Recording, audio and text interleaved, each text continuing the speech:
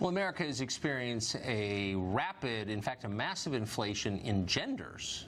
At one point, biologists were allowed to determine what biology was, and there were two, male and female. Now there's agender, bigender, two-spirit, hydra, we could go on forever, literally forever, because the core orthodoxy is that there are infinite genders, but not everyone agrees. Some people believe in science. At their peril, it turns out. Lake Engel is one of them. He's a student at Indiana University of Pennsylvania. In a religion class, a class about Christianity, he stated his belief that there are two genders because, again, that's biology. And for that, he was told he had to apologize in front of the class, stand silently while they critiqued him, re-education camp stuff. Lake Engel joins us tonight. Lake, thanks for coming on. Thanks for having me, Tucker. So I don't know if I was mischaracterizing that. You had this professor called Allison Downey who was so threatened because you disagreed with her that she tried to get you to sign some form apologizing for your unorthodox, non-allowed thoughts, and then what happened? Right, yeah, she asked that I would sign a document complying with her asking me to apologize to the class as well as giving her a written apology.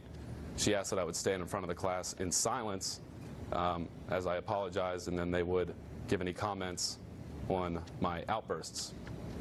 Did she say what specifically she was so offended by? She didn't like the fact that I disagreed with the subject being pushed in class being more than one gender, male privilege, systemic sexism, and mansplaining.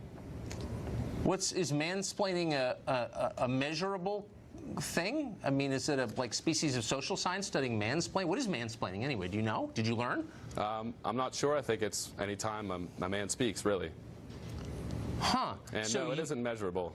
What did you, right, I mean, it's a species of dumbness, really. So, but what did you, it's propaganda, what did you say about gender that made her so mad, specifically? Well, I first referenced entities like The Economist who have debunked the myth of the 77 cents on the dollar wage gap. And I also stated that biologists don't agree that there are more than two genders. They don't believe that there are 72 genders or more across the board. Most of them disagree, and she really didn't appreciate that.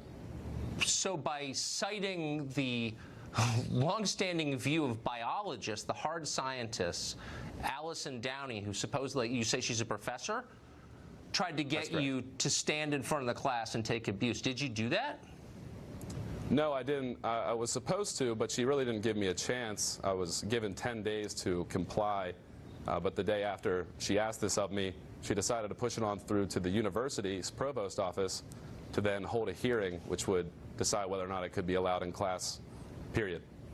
Why do you go to this school? Or why does anybody go to this school or any other school? I mean, what are you getting out of this exactly?